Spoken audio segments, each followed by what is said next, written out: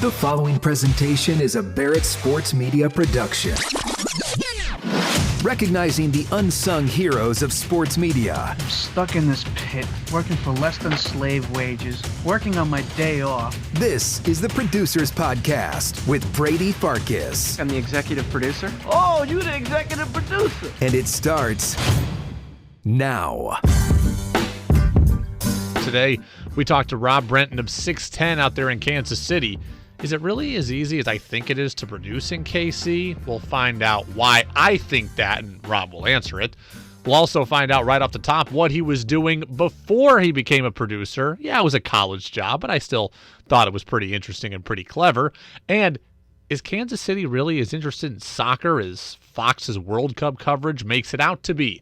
Enjoy Rob Brenton of 610 in Kansas City. Rob, before we really get into the teeth of this, I got to say I enjoyed researching you in advance of this interview, going through your LinkedIn page and seeing that the last thing on there, I guess the first thing on there is sandwich artist. Yeah, that so, in college, they tell that's when LinkedIn, I'd say, was super hot, I guess, for lack of a better term. They told you things in college, hey, stand out in some way, in some capacity on your resume, on your LinkedIn, be different, be noticeable. So in high school, I had a job at a local sub chain here, Mr. Good Sense. And, I just, worked the line and did basic high school stuff. But I was like, how do I make that look different? How do I make that stand out, look fun? So called myself a sandwich artist. And, I thought it was fun and different. If I'm ever in, where is this establishment? So it's in a couple of different cities. I know there's a ton in Kansas City. It's called Mr. Good Sense. The one I worked at was kind of down the block from my high school, and I worked there from when I was 16 to 18 or 19. So, if you go into like a Mike's or a place like that, it's very similar. You walk in and you say like, I want, lettuce and tomato on my sandwich, and that was my job. So instead of being, grunt worker or putting that on my resume, I put sandwich artist. So how do we go from sandwich artist to afternoon drive in Kansas City producing? What's the path? So the path is I've always loved sports. I had a passion for sports. Growing up in Kansas City, it was everything in my life. And, I knew at a young age I wanted to work in sports in some capacity. I didn't know what the capacity was. I just know I wanted to work in sports. That's what I really, really wanted.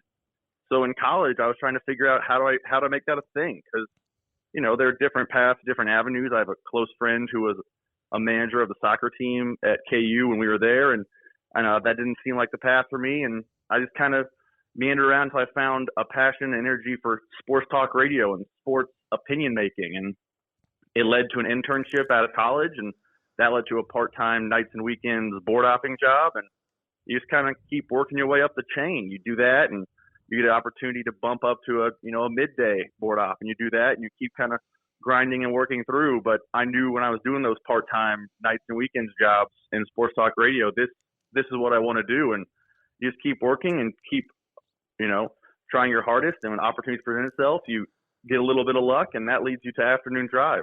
I think this is episode 25 of the Producers Podcast, and come on, admit it. You've got the easiest job of any of the previous 24, because I can picture your rundown as just Patrick Mahomes' appreciation in segment 1, Patrick Mahomes' appreciation in segment 2. I mean, there are some days where it's definitely easier than others, but I think that's everyone because, there are days where Patrick Mahomes does incredible things and the Chiefs win a big game and you just walk in and you're like, all right, how do we package ooh and ah for 4 hours? That's the whole gig. But there are some times when the Chiefs win ugly and you got to say things like, hey, Mahomes didn't play well, and you become public enemy number one in Kansas City because you didn't, grovel at his feet for a minute. So it's still easy because Mahomes is going to do about 3 things a game where you go, okay, let's talk about those 3 things. But sometimes you become the public enemy when you don't just rain compliments down on his head. I'm a soccer fan once every 2 years, I guess. Women's World Cup, Men's World Cup. Women's World Cup, Men's World Cup. Apparently, Kansas City is the soccer universe, the mecca of the soccer universe here in the U.S. Is that true? Yeah, so they call themselves the soccer capital of the United States. And it started as like a little kitschy name because they had a very popular MLS club. They built a new stadium. They were selling out matches, and they, similar to how people call themselves Title Town, they tagged themselves the soccer capital of America. But as time goes on, more and more, you see it in these watch parties. You see it in other little things at the national level. And yeah, Kansas City has become the soccer capital of America. If you're watching the Fox broadcast of any of the World Cup matches, which you said you're a soccer fan every 2 years, Yes. so you probably were, you saw that Power and Light, which is an outdoor bar area, had full watch parties in November and December to watch the World Cup. People out there in 21-degree weather, it's packed to the gills. So yeah, soccer has become part of the zeitgeist in St. Kansas City more than most sports talk cities, and they absolutely love it here. And there's a passion that's really unbridled. Does it resonate at all on the radio? Do you guys talk about MLS soccer? Are you broadcasting live at this bar district? Does it resonate at all in anything that you guys do? So it does and it doesn't. I would say World Cup, but that takes over for everyone during the 4-year cycle. I would say even during the NFL, you can't go wrong talking, hey, the men's national team did X, Y, or Z because they're polarizing. We do probably more MLS than most cities, but we don't do it in a traditional manner. We don't do, hey, they lost last night. What does it mean? Here are the standings, grind on it the same way you would an NFL game or a college football game or college basketball game. We kind of package it in a fun manner. We have people on the show who are on the team. We have, personalities around the team on, and we let them shine as people, which is something that both us and the local MLS club love. Let's show that the players are not just players who are detached from the city. They're actually people. They like, music. They like going to bars. They like hanging out and doing separate stuff. So we do a lot of that kind of thing with the players. I wouldn't say it's deep nerd core MLS, but there's that kind of thing on the show.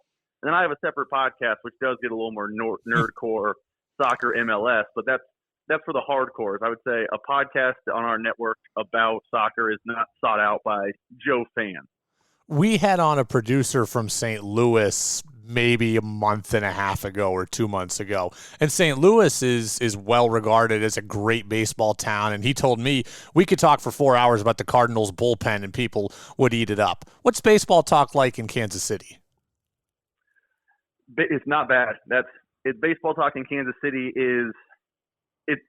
we always joke on the show, it's cyclical because outside of a little 3-year blip, the Royals have kind of always been the same Royals my entire life. Everyone loves them. They're hot. Here we go. It's March, it's April, it's opening day. Baseball, spring has sprung, the whole deal. And then they're usually mediocre off the start, but then in May or late May, early June, they'll have a little hot move. They'll have a little hot blip, and you're like, okay, now you do a little more. It may not bullpen talk, but okay, hey, so-and-so is playing really well this year. What does it mean for his future? You do a little bit of that. And then by June, July, they fade away. So it really, with the emergence of Patrick Mahomes, becomes a football town in like June. And you do Royals, but you do Royals on a national storyline level. Like last year we had the GM was relieved of his duties. We did a lot of that on the day it happened. But in the lead up to that, there wasn't, hey, the Royals lost last night. What does it mean? It was training camp is 33 days away. How excited are you for the backup tight end battle? Because really covering and grinding through a team that's going to finish with 85 to 100 losses most seasons doesn't move the needle for people. So we don't really grind too hard on the Royals day to day. Now, there was an outlier, 2014, 2015. They went to back-to-back World Series. We were more St. Louis-ish then, where we could do, can you believe Ned Yost used so-and-so in the eighth? Because it was the hottest thing in town. Generally speaking, it's not the hottest thing in town. I do sports radio in Vermont, right? So we're all on the New England teams. And with 4 professional sports teams, we just bounce, from season to season to season, and the conversation always keeps going. In a city like Kansas City, where there's 2 of the 4 major sports teams, how exactly does the content break down in the off seasons? So Kansas City is unique in the fact that it's a big town with 2 major sports teams, but it's also very college-centric. There are 3 very passionate college fan bases here, Kansas, Missouri, and Kansas State. So for the off-season, you can kind of intertwine some college athletics, and none of the fan bases are going to be upset about it. Now, inherently, how all fan bases are, you talked about K-State more than KU last week. How could you do that to us? And vice versa, and it goes and kind of ever going like that. But, football is kind of not a thing in February, March, but we crank into college basketball mode because usually one of the 2 teams on the bubble, and KU, which is a blue blood, is usually pushing toward a 1 seed or some sort of Big 12 title push. So you can do a lot of college basketball. Then in March, obviously it's March Madness centric. And then April, May, you can do a little bit of season recap in college basketball. And by then you have your NFL free agency, which you then bounce back to pro football. Then you kind of hit your Royals, and you're in your July, August doldrums with the Royals. You have bounce back to Chiefs because you have training camp. And you also have those college football teams starting to get back up and doing fall practice, which means that hope springs eternal. And no matter how good or bad your college team was last year, you're a college fan. You're going to listen and be like, oh, man, they think my 7-5 team last year is going to be 9-3 this year. I'm fired up. So you can kind of lean into that. So while we only have 2 sports teams, we can popcorn back and forth between those. We do get the benefit of 3 college teams, and there's 3 passionate fan bases, which makes it a little more like 5. Not quite probably the same interest as New England area with the Celtics and 4 pro teams, so on. But with 3 passionate college fan bases, you do get to popcorn a little more than that. What's the conversation like surrounding conference realignment in the future of the Big 12 when you talk about your teams, 2 of the 3 of the college teams you just mentioned being Big 12 members?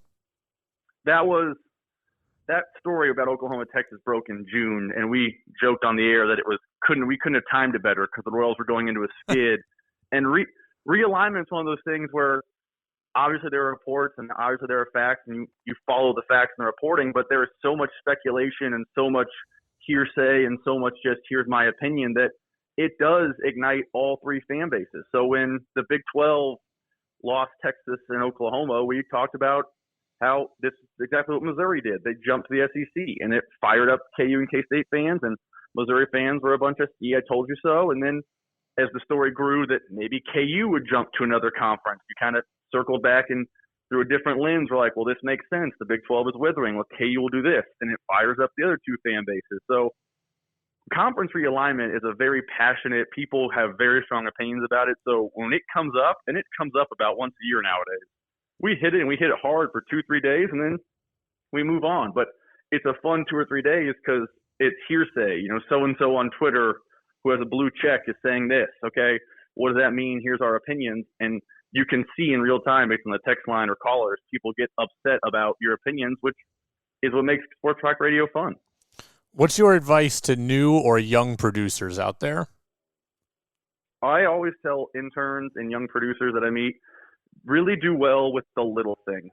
Grind through and do the little things perfect. Everyone who starts a producer eventually wants to end up as a host. I think even people who like producer jobs think one day I could be a host, but I think people skip the steps. This job, being a producer, is like for college basketball now, you got to be a glue guy. You got to come in, you got to get on the floor, you got to do the dirty work, you got to play defense, you got to do all the little things well, and then you have a chance to score a few buckets, but you're not the star player. I think too often young producers think, okay, there's a mic in front of me. In college, I cracked the mic. I'm coming in hot with my takes. That's not what your role is. Your role is to come in, make new liners, hit the sounders just right, make sure this show is sounding bigger, get those cuts lined up and perfect, have drops ready. If you do those things really, really well, you'll build the trust of your host. If your host trusts you, then you do have the little more freedom to crack the mic and go. But too often, I think producers think to themselves, okay, I'm going to turn my mic on, I'm going to give my take, I'm going to interrupt my host to give my take, and next thing you know, I'm Dan Patrick. That's not the path. Do the little things well. Yeah, I thought Rob was great, and it's a refrain that we have heard throughout a lot of these producers' podcasts. You can't just try to take over the show as a producer. Even if your ultimate goal is to be the host, you cannot just take over the microphone. You have to earn the trust of your host, and with that will come opportunity. Thought Rob was great. Otherwise, apparently Kansas City is that interested in soccer, and it actually resonates a bit on the air too. I thought that was pretty interesting. And I'm rooting for the Royals to have a bounce-back season in 2023 because they deserve a little more airtime in the world of Patrick Mahomes. That was Rob Brenton. We'll see you next time, everybody, on the Barrett Sports Media Producers Podcast. You don't want to believe it, but baby, the show is over. Thank you for listening to the Producers Podcast. To enjoy past and future episodes, check out iTunes, Spotify, Amazon, the iHeart app, and BarrettSportsMedia.com.